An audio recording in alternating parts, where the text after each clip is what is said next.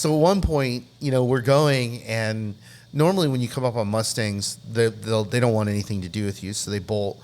So this group of Mustangs, about 15 Mustangs, we came up on, they take off, and we're doing about 60, 65 through this rough section.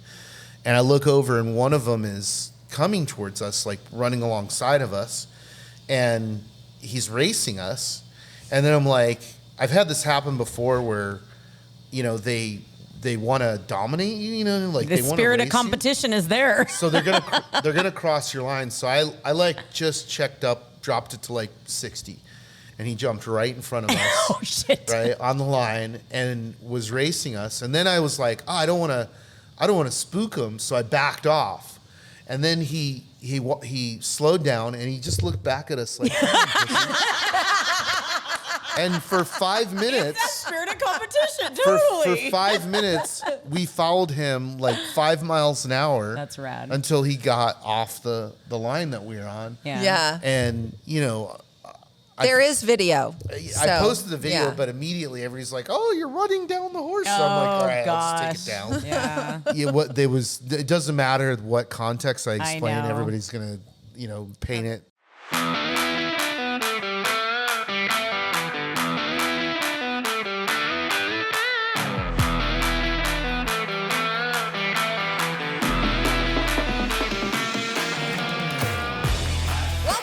Octane Hustle. I'm Fastlane Jane. And I'm Design Muse. And today we have someone that we just might as well call him a regular now. Yeah, for sure. Or our It's going to be an annual event. Co-host.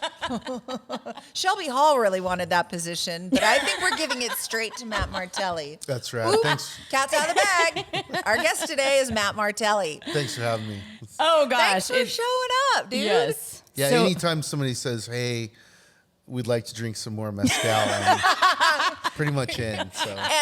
And this time you've brought a whole lot more to choose from. Yeah, well, I went down to Old Town Liquors on Cinco de Mayo, and what was that like? Was it crazy? Yeah, it was. You could barely get into Old Town. First off, that was dumb to go on that day. Thanks for going for this. But no, it's just funny because literally 40 people in the store. They are all in one aisle, which is all the tequila, and I was the only one in the mezcal aisle. Oh, so you got to pick. Yeah, and I walk up with whatever 10 bottles of mezcal, and everybody's looking at me like, "What's going on here?" Cinco de Mayo. I know what I'm looking for. So today is our Cinco de Mayo. Yeah, I like it. Siete de Mayo. Siete de Mayo. Siete de Mayo.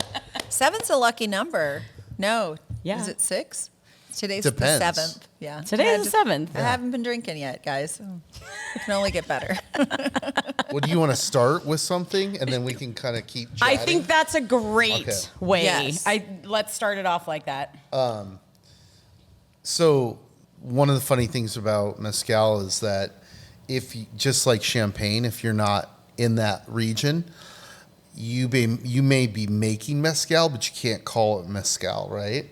And so there's all these different agave-based spirits in Mexico that technically are mezcal. It's the same process. But because of where they're at, they can't call it mezcal. Okay. This is one of them that's one of my favorites. It's Rasilia, right? And it is a mezcal, right? But it just got a different flavor profile, and it's from a different region. I love like it. Okay. If I can get it open.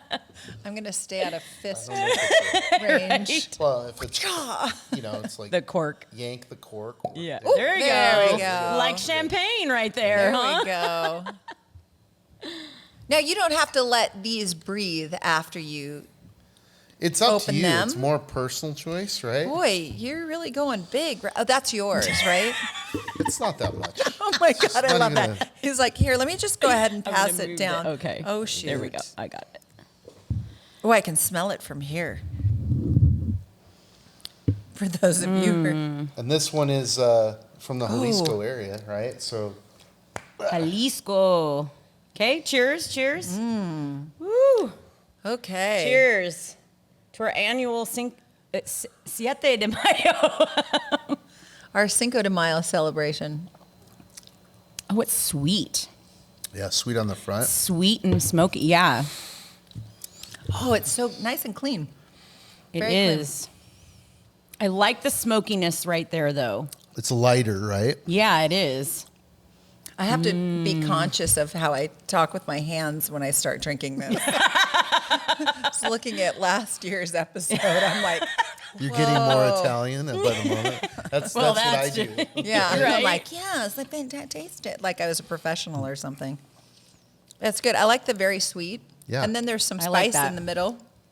Well, so I brought some different fruits, Okay. including the citrus if you want, but then The Loquats, loquat. I'm right? so excited. Like That's it's- like a childhood thing for me. Yeah. is it? Oh yeah. So- we had a tree around the yard, my grandma's house. So What's funny is this is actually, originated in Asia, right? But they sell it all over the sides of the streets of Mexico, everywhere. It Totally. grows all over. Yeah. And a friend of mine turned me on to this with Mezcal. She was like, hey, you got to try it because it's the same thing. It has, a high sugar content. So Yep. it offsets the Thank you. thank you. the harshness of the. Yeah. I still have a little Oh. mezcal. Let's see, popped. Yeah, they're very juicy. Oh yeah, these are from my ranch. Oh, good. I like it. I have And to then that finish just this. mellows out the. It totally heat, does. right? Oh yeah, it cut the flavor, your mouth. Like I guess Yeah, cleansed my palate. definitely. Yeah. And the sugars That was just help. perfect. They just help mellow it out. So Oh yeah, Okay, that was that's great. I love really that. Good. I And love then that. you've brought, of course, I've already helped myself because now I actually think I like Grasshoppers? them. yep, you have the grasshoppers. The grasshoppers. or crickets, right? Yep. One of the traditions Yep. of Mexico. They're all over Mexico and Baja, so it's just it's part of the experience. Yeah. It's dry, but it's good. Yeah. That one was a bit meatier than the other one. I'm like, okay. But the crispiness of the Perfect. cricket skin. Yeah. Well, I love diving right into Yeah. that. I think our first thing that we kind of wanted to hit on is like Jane and I attending the Mint. I mean, it was for us, like, it was so rad, like, so grateful to be there. Like, Yeah. you put on, your brother, like, the whole team put on a great event. Like, it's just like right now, this gives you an idea of the type of event that Matt likes to put on. This Yeah. is how he shows up. There's always Yeah. alcohol involved. That's part of it. But it's not. But it's part, not. it's, yeah. it's all of it. It's the it- culture. it's the whole you know? experience. That's why the Mint is so special, and really like major motorsports events, right? They're events. They're not Yeah. just races. The racing is important. It's important to the racers. It's important to the nucleus of why you need an excuse to get together. But what's unique about the Mint, it's in Vegas. We have Fremont Street. You've got multiple days of eating and drinking and and watching racing and just hanging out with all your friends, And it also celebrates the history of Vegas, that the Mint started in 1968 in Las Vegas, and now we get to be the shepherds of that history and that culture, which is really cool. Yeah, that's exactly what you do. You help celebrate that where it's not lost. Yeah. It's part of us. And culture is like a really important part of like who we are, and tying everything in, like you just said, it's part of Vegas. It's everything that's happening. It's not just like, oh, we're going racing, Yeah. which is a cool thing by itself. Yeah. No, totally. But But it's it's about that whole all-encompassing. experience. I mean, it's similar to what we do when we go to Baja. It's not just racing. It's the food. It's the drink. It's the camaraderie. All the friends and family, and the adventure of it. And the Mint's a lot of that, but it's accessible, right? You can bring your friends and family, your kids, and have a great time, And you can take it as a spectator in doses, right? You can be at the race all day, dusk till dawn if you want. If you don't want to do that, you could spend a couple hours and then go shopping or, go to the spa or do whatever, right? Yeah, and then yeah. come back for the, Final for the finish. lap. Yeah. But it's very palatable, like easy to consume in terms of an off-road race. Yeah. So Jane, it was your first time attending. I mean, I've Yes. been multiple times. It's one of my favorite, but I'd love to hear your experience there. Well, first off, what an event. But let's start at Fremont Street. setting us up, and we were just in such a great location between one of the merchandise trucks and K&N to be able to showcase our show. And then my first walk down Fremont Street. No, yeah, the experience. Fremont experience. Oh, yeah, it's Let a me, freak show. Yeah, It's a freak show. yeah. I was Well, like, that- hey, Jane, come on. Well, She was like, what's happening? I think it's funny because I think that's what's so great about the Fremont Street experience is There's something great? It's wild. I missed that. It's wild. Like I'm you're gonna traumatized. see some wild shit. Oh, you know yes. what I mean? And Yes. some stuff you I'll may never not look want to at see. Yeah, I'll never look at religion quite the same way. It's like, just don't make eye contact. Yeah. Yeah, that Walk was the away. funniest thing. Don't Yeah. make eye contact. She Don't was worry. like, what are you talking about? I'm all, Don't just worry. don't. Just Don't don't look. make eye contact. Don't Yeah. look. Well, it's that's the scene, right? And like you wade through all that to get to where Yeah. we start the Mint, which is still underneath the canopy, and then we're down on Fremont East, which is also a freak show. In Of a a different different way. That's right. That's right. Yeah, but that's the thing. That is one of the things, being there for contingency and watching all of the incredible machinery and the craziness of the monkeys. Okay? Yeah, the monkey team. Talk about Monkey the team was a monkey big- team. It was It a was big a big hit. hit. It was pretty funny. Yeah, because they were so unified Yeah. in their delivery of sporting their, just so you guys know, they were all in monkey masks. And I'm talking about No, monkey outfits. Monkey Yeah, outfits. the whole Yeah. thing. Yeah, that's true. Yeah, it was the whole thing. But probably what? Did you have video 12 of that? to I hope 15. you have video. I hope I have video. If not, I bet We somebody need to- does. yeah. Yeah, I bet somebody does. We have good footage. But Good, seeing good. that, and then seeing, all the great big trophy trucks drive by, and then seeing the youngsters, Yeah. Oh, right? yeah. And we fell in love with, who was it, Zola and Stella, Oh, yeah, they were great. and they were there with their parents, Yeah. and you've got an 11 and a 9-year-old girl. Today we have with us, Stella, and Zola, and they just raced this morning. What did you race? I raced the 170 production class, Awesome. and I raced the 570. Awesome. Great. have to know though, ladies. Zola, how old are you? 9 9 and 11. and 11. Awesome. Yes. We originally. Go ahead. I originally met these beautiful ladies out on contingency when they were all strapped into their 170 and 570 class. What'd you call them? Production. What's the other part of it? That's it? Anyway, they were so warm, so lovely. We talked about doing an interview with them, and I can't wait to watch their careers bloom. Did you have fun out there today? Yes. Yes. And how'd you do? I go first. Yeah! Go girls! Go girls! Let's see that number one. Let's see it right there. Yeah! How's that for some female empowerment? Love Go it. ladies! Love it. Okay. High fives right here. Yeah! Yeah! Well, you too, Jay. Yeah! So Woo! now what are you guys gonna do? What's the rest of the day look like? You going to Disneyland? You're at the off-road Disneyland, aren't Yes, you? you're at the Number 100! I mean, the youth are really important to us. Like we started youth racing 9 years ago now, I think. So it hasn't even been 10 years in UTVs. It had started prior in trophy carts, but those quickly became so expensive that the average family can't afford them. So enter UTVs.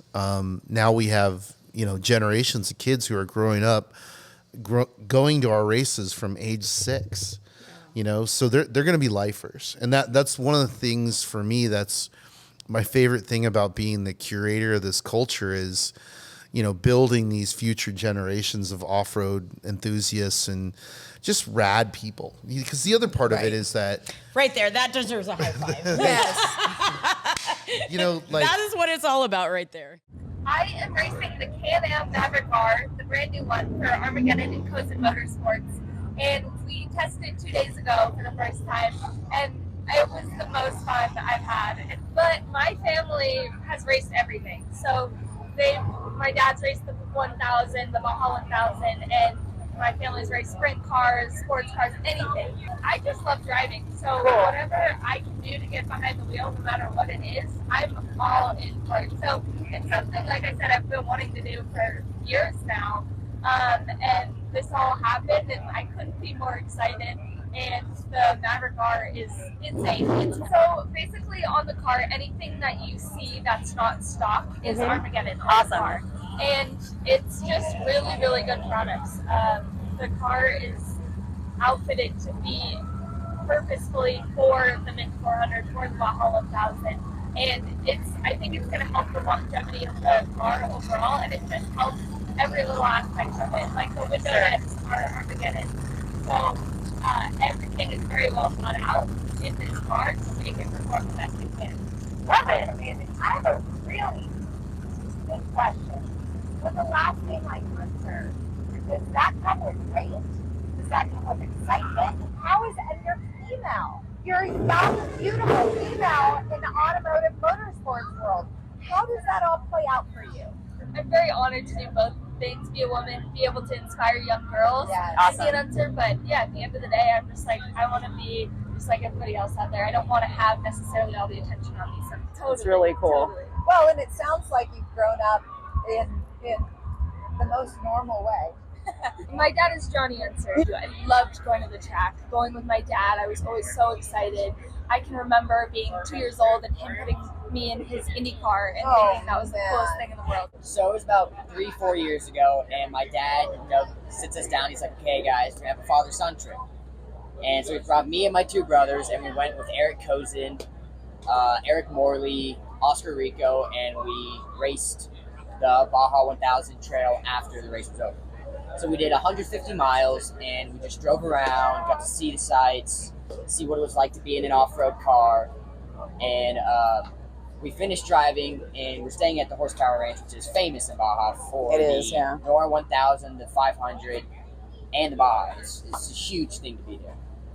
And we're sitting down at the table, and my dad's talking about, I want to start a company, maybe performance parts, I don't know, maybe build cars. And of course, Kozin is the head of Kozin Motorsports, and he preps race cars, builds parts for them, roll cages, gets them ready.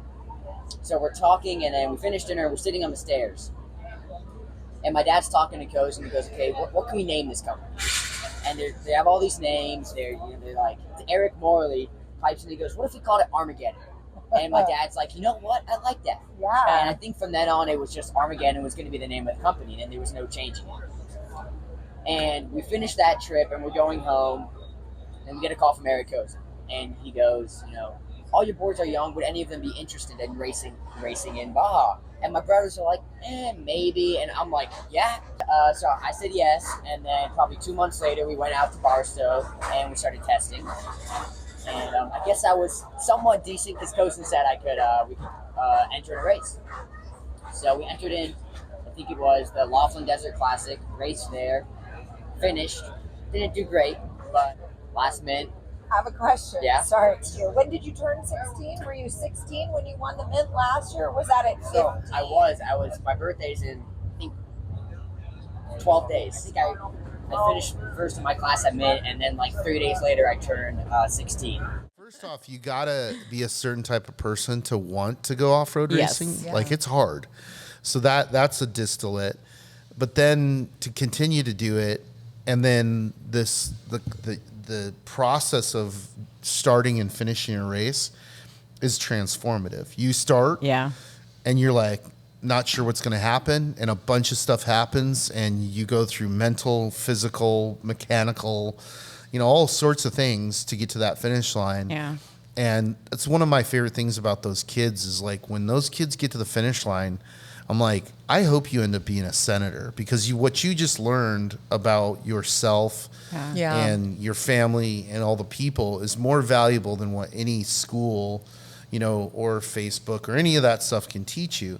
So for me, it's really cool and special to, have a hand in, making better humans, right? Yeah. So it it's really pretty cool. does take a village to raise a child like that, and the impact that you guys are having and that all of us can have on that is really important. I think you make a great point right there. No, absolutely. And the families too, like as much as I think the hardest thing in this entire sport for us to deal with is the moms of the kids, because they are wild. Like if you're being so nice. If you saw the hate mail and how many children's careers I have ruined because we DQ'd them or whatever it was, right?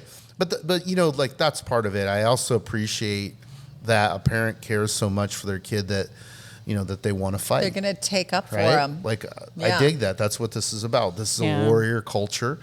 This is, about attracting warriors and building building human beings, even if you're older. Yeah. Like I know. A lot of these guys, that race with us, are wealthy, successful businessmen. And they get to the point in their lives where they've kind of mastered their life. And, they go do all the typical things that a wealthy guy does. They buy a boat, they go golfing, they do all this stuff, but it's not a challenge, Right. This is the closest thing to, climbing into MMA cage or going to war, that anybody will be able to experience, let alone, a guy that's in his 40s or 50s, and it kicks his ass. And he comes out the other side and he's like, yeah, the looks at the finish line, like it's a little bit of hate, right? Right. And then some love, right? It's like all the emotions. Yeah, all the hate. Yeah. I should not like you right now, but that was rad. Yeah. Right? Yeah. And that's, it's really cool. It's really fun. It's really gratifying, out of all the accolades and the things that we get. Like, I love being at the finish line. I love being at the start line and sending people off into the fray, but being at the finish line, listening to people's stories and seeing how like pumped they are, about the process and the experience that they just went through. And the fact that they finish. Absolutely. Yeah. They set out to where other people in everyday life, they quit. Yeah. And you don't have a choice It's to quit. It's a total analogy for life. It's like, it teaches you, you have two choices. Like either you figure it out and go forward, or you panic and you quit. Yeah. And if you panic and you quit, you got a long walk back. You're right. Yeah. So- And, to me, off-road racing in the desert specifically is one of the biggest mental and physical challenges that you can really have. Yeah. It's not the same course every single time you come around. There is always different challenges that come up right in front of you, and you have to be ready for it, whether you break down or whatever is happening. Like, each thing just happens like that. And like you said, it's all the emotions that people go through. Yeah, I can't recommend it more to people. Yeah. Whether you rent a car, pay it with your friends or whatever, the combination of being out in the beautiful Mojave Desert and, going through this process with, your friends and family. Like I really can't think of anything like it. Like, yes, all sports have their attributes, all forms of racing have their attributes, but there isn't a form of racing that you can just put your gang together and go to war like this, and really, it distills who your friends are. It does. It Right. distills, It does. it tells you who in your family you can rely on. It does. Yeah. So it's cool. It's cool for me to see it from the other side and watch the interaction between, daughters and dads and, moms and, sons and, family, and how it brings them together. Like one story I always tell is the McMillans, because I spent quite a bit of time with them, and it was very interesting to then understand that Corky McMillan, the grandfather, he put this ball in motion with racing, and it was to keep his family together. It was to make sure that no matter where you're going in your life, however you were doing it, you were going to come back for this common effort, for this common challenge. And that family still does it to this day. They're 3 generations in and on to the 4th, That's incredible. So it's pretty cool. That's a great story to hear. I know, for me, it was one of my best moments is racing the Mint, totally. So I was just going to say that with you having done that, you have firsthand experience, and being a female in a 400-mile race, girl. Man, I mean, I know we have co-drivers normal and type stuff here, you know? right. Just Bring the desert on. Yeah. Well, and I know your love of Ooh, I love desert, it. I but love it. We're going I next. I love the fact. Listen to me. Okay, a little smaller pour. There you go. Thank you. I'm like that one. I'm already feel a little bit of buzz from the first sippy. This one's, one of my favorite brands, Bozal, right? They have beautiful bottles and they make really good mezcal. And this one's a Couché, right? And it's a type of maguey that they use, and it's from a single varietal of a maguey. Explain what a maguey is. So- I don't remember from last year. It's basically an agave, right? It's Oh, a different okay. type of agave, right? And this one, Oh, this one's way different. yeah. I'm like biting it a little bit more. Yes, like It definitely has a snap right in the front.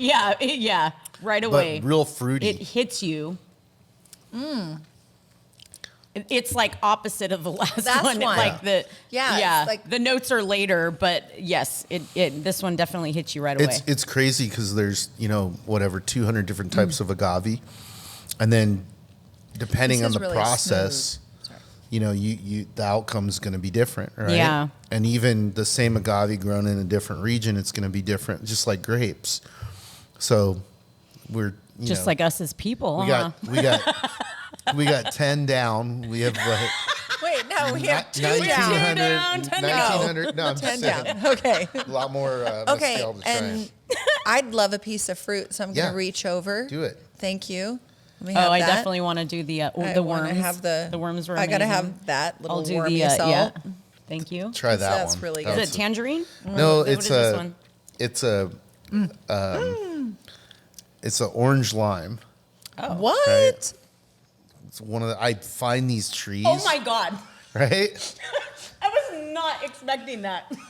Woo! It's Okay, I'm gonna man. pardon my reach. I Is find it really It's tart? It's like a lemon. It's like a lime. It's like way more tart than you expected. Did you? I'm My making- mouth is watering. I'm putting It's like seeds all over the. Sorry, Sean. so I find apologize. I'm a weirdo with trees as well. It's like if I find some weird tree, Why? right? Holy smokes! You're like, oh, it's an orange. All I did was Oh my! I know. All I did was like touch my tongue to it. I'm like, Right? Those taste buds are like I'm spitting. Are like exploding right now. So would I you have, like a piece of orange? I have a No, bunch don't. of chef friends who I'm always like, hey, what do you want me to grow? And they come up with all the weird stuff. Wow. And so I plant it and try and grow That's it. flavorful. Yeah, and the soil you have at your place is like way fertile, huh? Yeah. Like in that area, you can tell. Yeah. Yeah, we're in a riverbed, so yeah. stuff grows pretty well. That's delicious. Wow. Right? We've taken. You can tell. I was We've like taken the breath out of Theresa. explosive. It was unprepared because, like you said, it's orange. Okay, so going back to the Mint, it was amazing when we went there. We were able to get some great interviews, you Yeah. know, and that was Yeah. just so cool. I mean, you know, BJ Baldwin. I mean, here's a guy that has been doing this forever. He came and made sure, you know, he met us to, Yeah. you know, do our interview and stuff like that. So Yeah, he had literally left the pits and came back to Yeah. have an interview with us. all We're right. super stoked that BJ's here with us today. He is racing tomorrow. That's right. That's I'm right. really excited about it. This is my hometown course. I know this layout really, really well. I've been around the course a lot. My first race was actually here, and my test platform is out here. It's a 13-mile loop, so I know it really well. That's Nice. amazing. When was your first race out here? How long have you been doing the Mint? It was in 44 now. I was 17 when I first raced. Heck yeah. That's And rad. It was in March of 1997. That's awesome. No wonder. I love that he goes back to the I exact. bet. Yeah. That's so awesome. good, so good. And what got you into racing? What got you into off-road? Because if you're at the Mint, it's like one of those races you have to do. The Baja 1000, the Mint 400, you know. So why? Yeah, I can't sing and I can't dance. We were hoping you would today. Come on. No, it's I've always been into motorsports, and off-road racing is a different form of motorsports. You know, the truck that I race is a $1 million piece of equipment. It's a race truck, and unlike any other race car that's in circulation in a wide variety of different sanctioning bodies, whether it's road racing or dirt track or anything else. I got a $120,000 motor and $35,000 brakes. The truck does not accelerate very well at all. It doesn't slow down. It doesn't like to change direction. But it doesn't have to slow down for anything, which is really fascinating. Like the tier 1 vehicle that you could buy off the showroom floor and go down my test section and probably go 22, 23 miles an hour. My race truck goes 118 miles an hour in the test section. So It's so good. It's fascinating. It's so So good. fast. I think it's a lot of technology, and I would call that an e-ticket ride. Yeah, definitely. I like that. I've never taken anybody for a ride in my test loop that has ever been scared. They're way past What? They're like confused. They can't believe that the truck doesn't like move around. Yeah. If you went into the test section at the same speed like a Ford Raptor, it would explode. I love it. That doesn't seem much for Ford Raptor, but But it's all about money. It says a lot Money for him, though. That's and what it says a lot research about. and engineering and all of that. So Yeah. that is amazing. Yeah. Oh my gosh. So today, what did today look like for you for qualifying? Today I was a little bit off pace. This particular qualifying loop doesn't have a lot of ingredients that my truck does very well. My truck's really, really good at wide open desert and go through bumps and stuff like that. There's a lot of corners here. My truck's a little bit tall, and a lot of sections where there's a lot of bottom out protection needed in the truck. My truck's set up really, really loose. The wheels fall to the ground really well. King is, they do my shocks. SBD does the tuning on the suspension. They do a great job. My truck's never been better in the rough. So a man-made course does not cater to my truck. Okay. It's extremely well. But in wide open desert, it's really good. Yeah. We've done very well out here. We've podiumed several times. We won the minute before we passed. We continue to do it. Baja Forged, signature vehicle builds and off-road products built to forge your own path. Baja Forged was basically made because we loved off-roading. We loved the open roads. If you're looking for off-road products to help you get out on the terrain, visit bajaforged.com. Follow us on Instagram at Baja Forged for our latest builds. Ladies and gentlemen, it is an absolute honor to officially announce the giveaway of this 2018 GMC Denali behind me and this $10,000 in cash. Head on over to the site, envisionsupplyco.com, for your chance to win. Every $1 you spend will get you one entry into winning this 700 horsepower truck and this cash. Your chance is now. Good luck.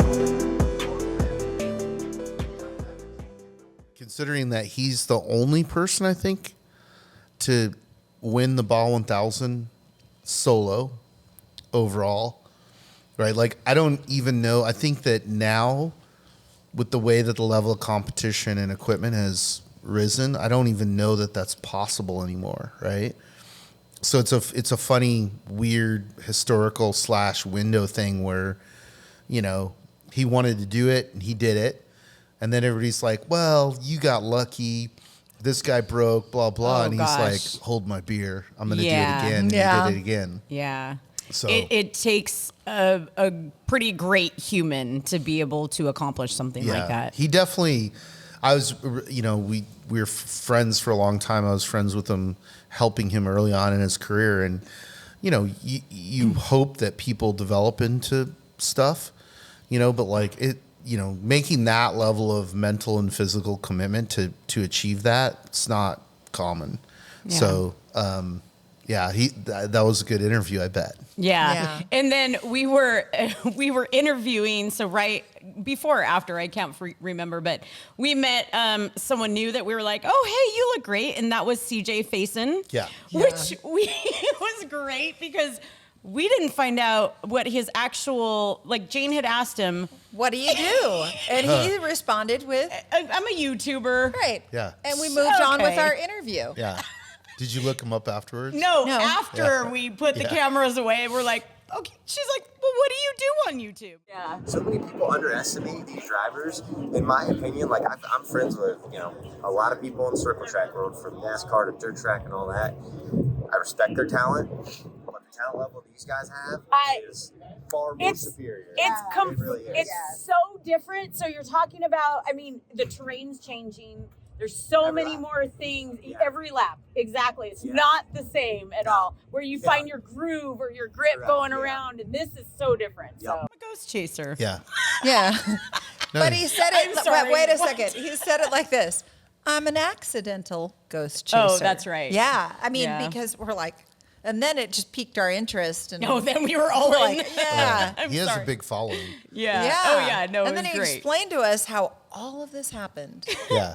It's pretty and cool. We're just like, wow, okay. And We're then like, he do you started- get him half the time? He's like, not No. really. It's just that you're doing it. It's like that chase. Yeah. Everyone wants to know, like, is it gonna happen? And that scare, like around the corner. Yeah.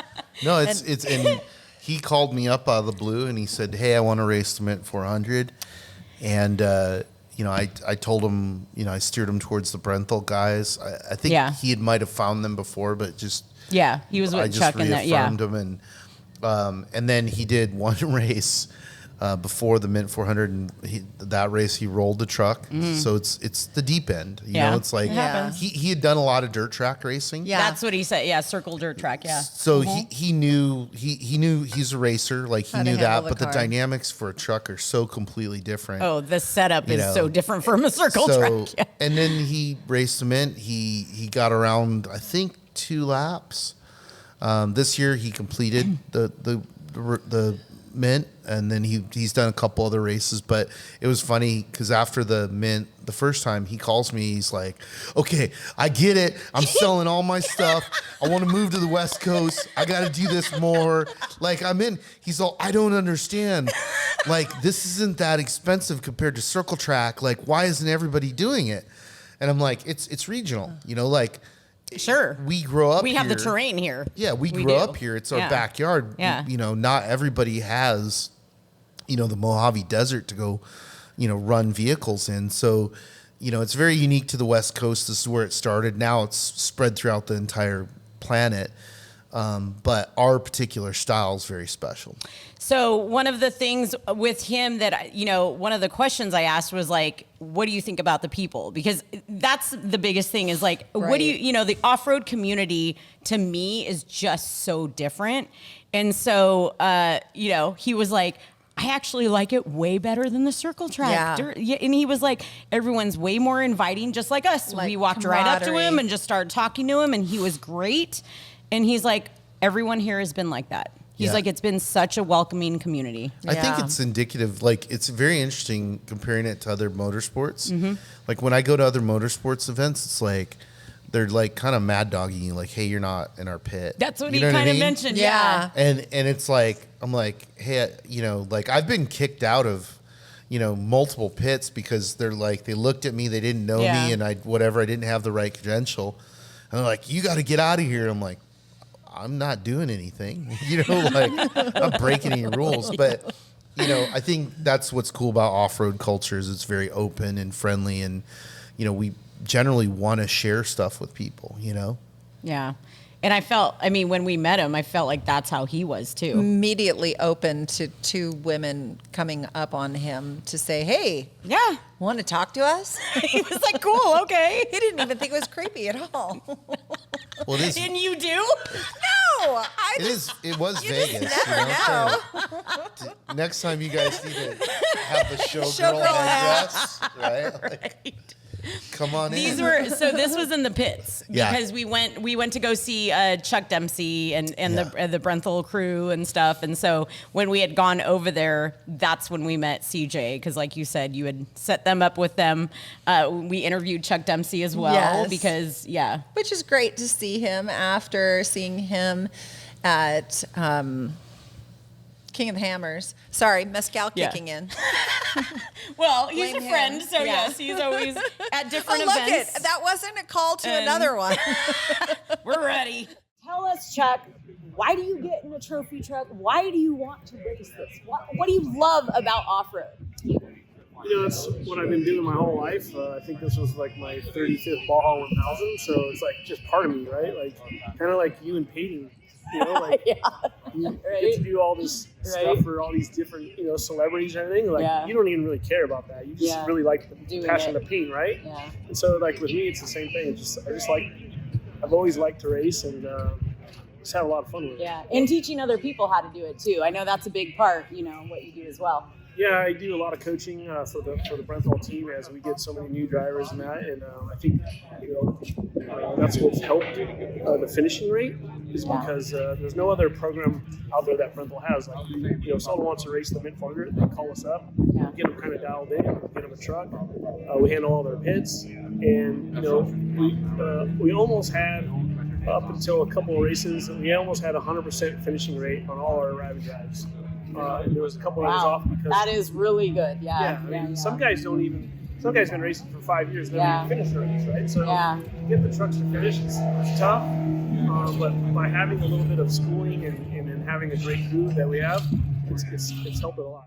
Yeah, Chuck's rad. Like, no, Chuck's a great guy. He's the guy. Cool. If you wanna learn how to drive, he's the guy to call. Yeah. He's a really nice man. I'll take a tiny sip. That's enough.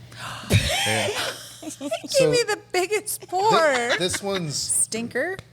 This one's an ensemble, right? So it means it has more than one agave, right? Yeah. And the other thing that's rad about this one's an artisanal, meaning that it's made the old way in the old process, right? So by hand. So you have generally like 3 different styles of manufacturing of agave or of mezcal.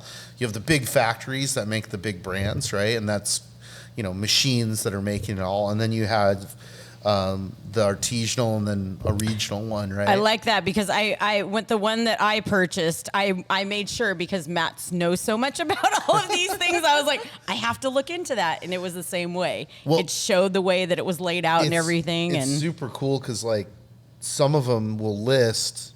There's one I had before that lists not just all the ingredients, but it listed the water, the names of all the people who had helped create the mezcal. I love that. And it's just it's just part to of show like, hey, like this isn't like something made in a factory. Yeah. And there's the artisanal ones, like they're still wild picking a lot of the mezcal or a lot of the agaves. So it's not grown in like a rode up field. They literally load up donkeys and horses and go out and pick wild mezcal. And then they also do a really good job of replanting for future needs, right? Yeah. So I know you like to do a lot of adventures in Mexico. I would like to do an adventure like that, go on a donkey and pick some agave. So you're the planner. Is that the next thing? Call me up. Next year, 2025. We're going to go to Mexico. We're going Let's to Mexico. not wait till then. And Let's go soon. Okay. I'm in. I'm ready for like a trip. A Mexican adventure. Mainland. I mean, Yeah. So that kind of spawns that question. We didn't get very far in our mint conversation, but because there's been these mezcal interruptions.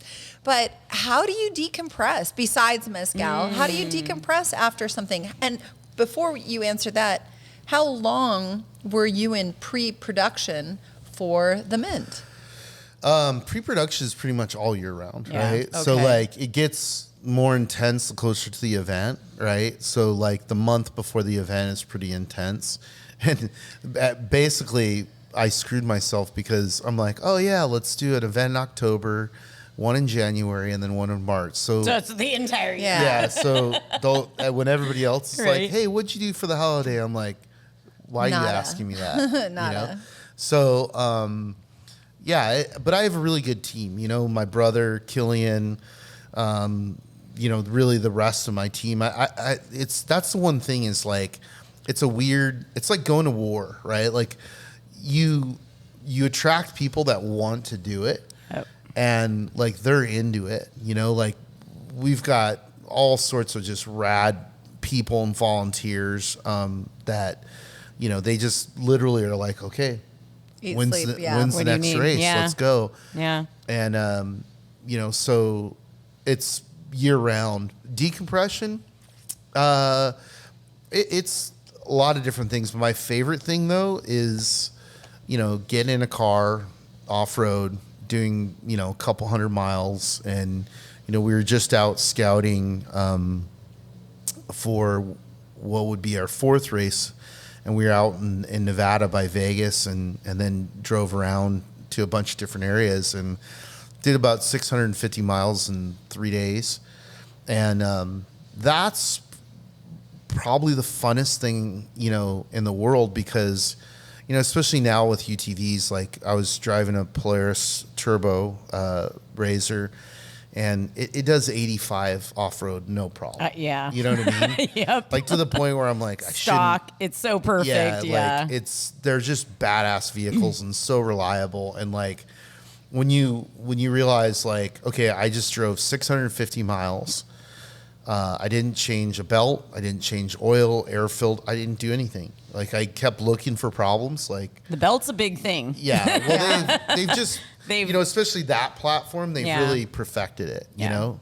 And, fun per dollar, like, I like badass pre-runners and all the different stuff, but, for the convenience of like unloading it on a trailer, doing 250 miles, put it back on the trailer. And the way it handles on your body even. Like, I mean, they're so much 18 nicer. inches of travel. I mean, it's badass. And so getting out and seeing like the real wild. Yeah. Like, you can do that hiking, but you're going to be 10 miles in.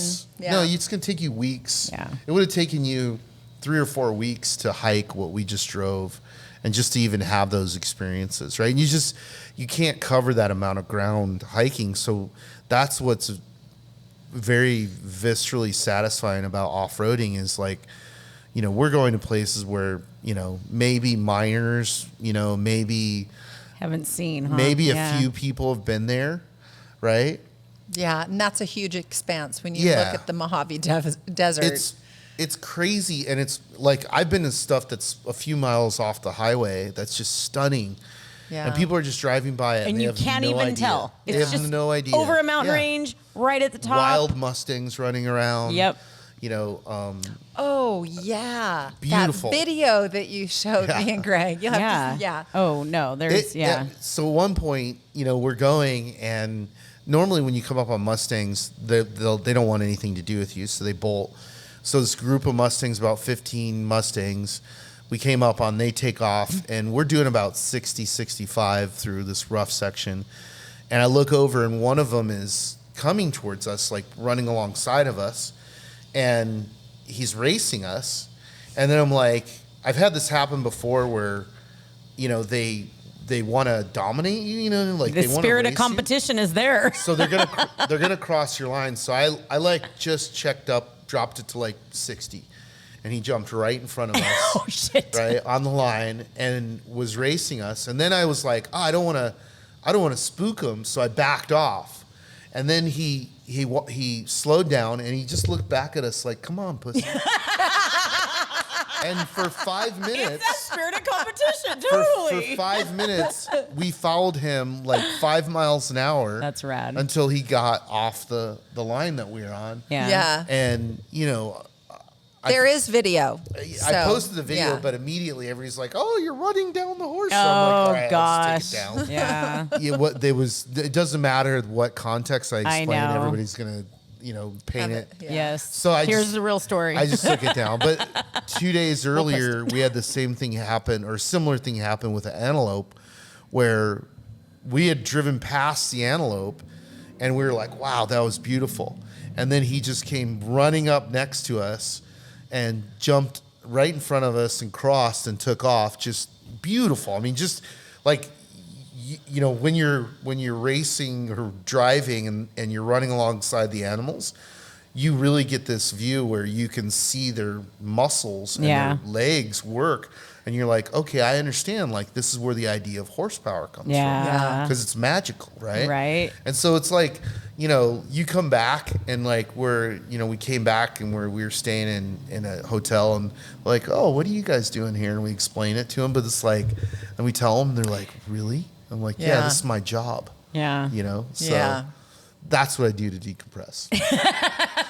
High five. Yay! love it. Yeah, that's good.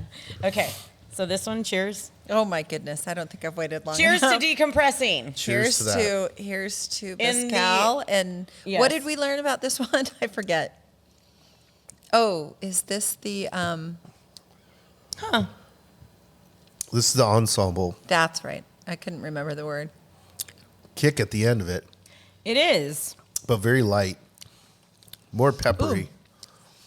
It's almost got a Yeah. salty It's- feel at you the said beginning. It's light and peppery. Yeah, it's more like a tequila or something where it's not as smoky. No. It's definitely not as smoky. As Well, the other because ones. with The an ensemble, they're able to blend. Yeah. Right, It's and kind really of good. get the taste that they want. That's the cool thing to me about mezcal is that I love tequila, but Yeah. tequila is a very narrow spirit, right? Yeah. And its flavor profile because of the strict regulations around it. Mezcal and all the now the agave spirits that are coming out of this revolution or this, this whole thing. It's funny is that everybody's like, "Oh, mezcal's having a moment." It's been having a moment for like the last 20 years. The moment is they're Yeah. just paying attention. Yeah, you're finally Yeah. paying attention. But Yeah. regardless, it's really cool that people are looking at the tradition of making these alcohols in Mexico as like something that's cool. Right? Yeah. So Where do you think that maybe the whole concept or the idea of mezcal was a little bit more mysterious, a little bit more dangerous at one time? Where I should say the public perception. Yeah, well, yeah, it was technically illegal in a lot of regions. So the history of it's really cool. And the Spanish come and conquer Mexico, and with that they brought the science of distillation. And the natives were making a drink out of agave, at a crushed agave fermented called pulque. And when you drink, fermented anything, you can only have a little bit of it before it makes you sick. And so nobody was really paying attention. Well, when the Spanish when they come to any country, one of the main things they bring is wine. They're like, we got to have wine. We're Spanish. We can't exist without wine. Right. And then they also brought it for religious reasons, for the sacrament. Well, there was a period where I think 20 years in, they had figured out how to grow grapes and make wine in Mexico. Well, the King of Spain is looking at his exports and going, why aren't we exporting more wine to the new country? Well, because they're making it. So he outlaws it. And he says, the only people who can make wine are priests for the sacrament. So everybody's been partying on wine, and they're like, whoa, what are we going to do? Yeah. So somebody goes, hey, let's just distill this stuff. And that basically led to mezcal, right? And then later on became tequila, which is a regionalized one type of agave, one type of process liquor, right? Or spirit. And then everybody else is like, how are you making that? All right, they're taking notes. So yeah, And they're just doing their own that. thing. But then the other thing that happened was like they didn't follow directions all the way, right? And so there's all these variants, right? And then, you had this collision between, the traditional pagan religions and Christianity, right? And so the pagan religions are like, they had things that they had learned about, different processes that they put into this. And like one of the ones that we're going to have. This is the chicken one. Yeah, it's my favorite one, right? Yeah. It has a chicken on the label, or it tastes like chicken, or what? It's made with chicken. So they basically, they take, like, they create like a tea bag, right?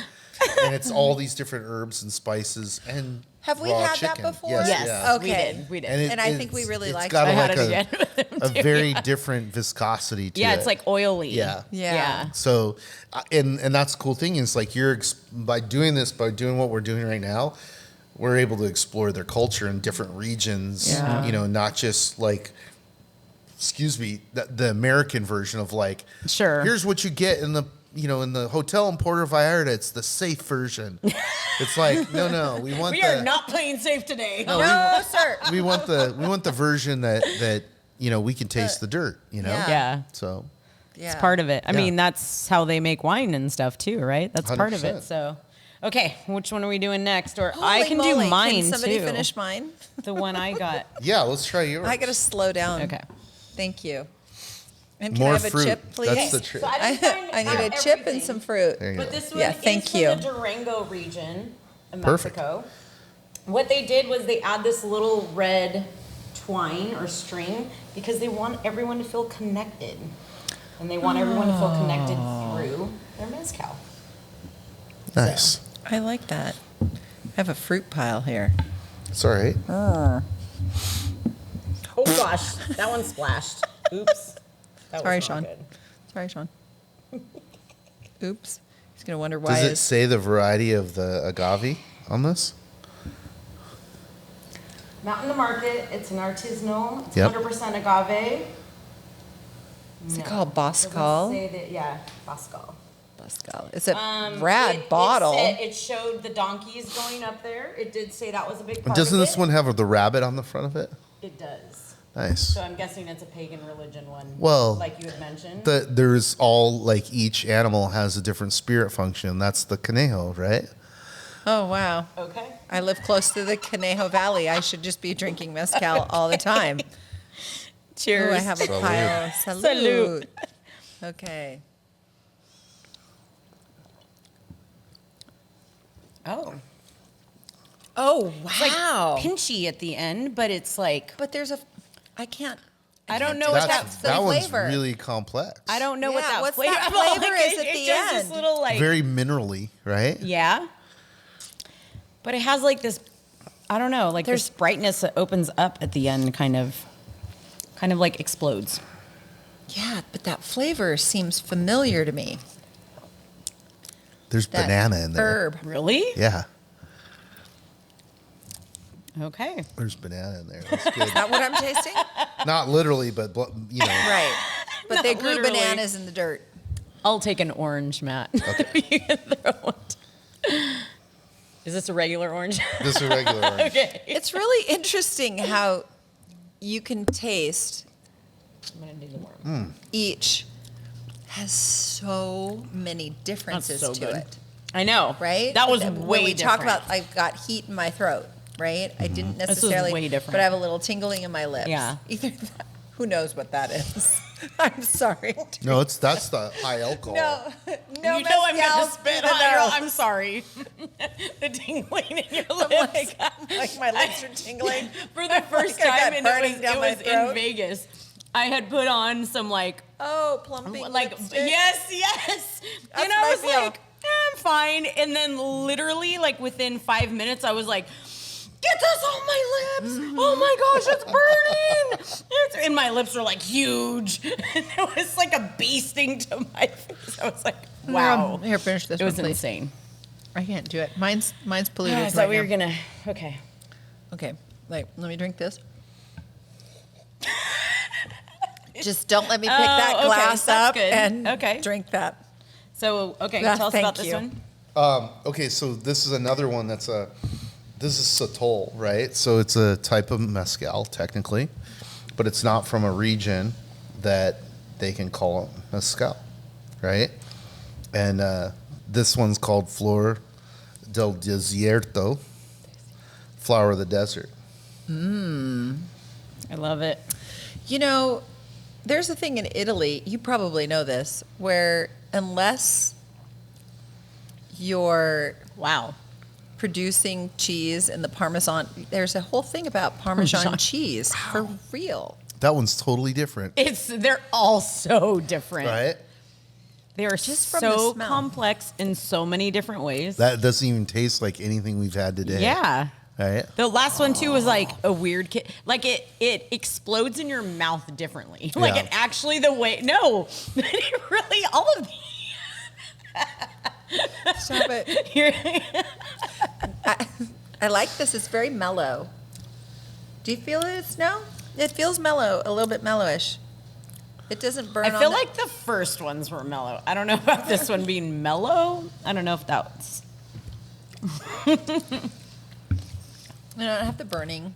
Well, now I have a little bit of burning in my It mouth. pops right away when it hits, and then it goes down a little smooth. It still goes down smooth. Oh, like yeah. all of them are pretty smooth.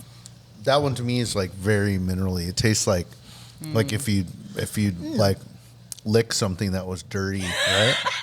Like the socks. Right. And you're like, okay, like if you Or have my chelated iron. I don't even know what that means. Oh, okay. You do. Dang it. I don't know what that word is. I don't know what the word is either, You but said the you do. mineral I don't that it tastes. No, I said I don't. I have no I know idea. what iron is, yes. I do know what that is. Yeah. Dang it, you guys. It's about to Is get anyone silly else up in drinking like here. us? I hope you're all joining Oh my us gosh, in this. that should have been the disclaimer. We should at have the the, Yes, beginning. you should be. You So should my be mom drinking did. with us. I'll mention my mom. She says hi. Hi, She wanted to make sure Mommy. you didn't fall out of your seat. we will we'll list all the mezcals. I love that. Right? And present a list- challenge. okay. We still have a Heatwave visual pair of glasses to give away. Sweet. So I don't know if I could be somebody's up wearing for them the. the rest of the time. I know. I feel that way too. But yeah, no, her and her boyfriend, they drank while they watched the love episode. I know. I this. was I like, love that's this. fantastic. Yeah. I like that. I Like the know. drinking companionship. I know, right? It's part of it. It's like, okay, what are we gonna try next? Okay, we'll join in. What was perfect. what was the French lady, the cook, who was drunk all the time? Julia Childs. Julia Childs, right? And they made it. Like that. Ooh, she was like that. We all grew up on Julia Childs, so right. Yeah. This is then our they- once a year. And then on Saturday Night Live, you know what? If you guys, we make it to Saturday Night Live skit. That's Is that goals? Goals, baby. Goals. Goals, bitches. Here, I'll take some of that little sweat. I know. Sorry, Oh, I I was lost like- it. That's okay.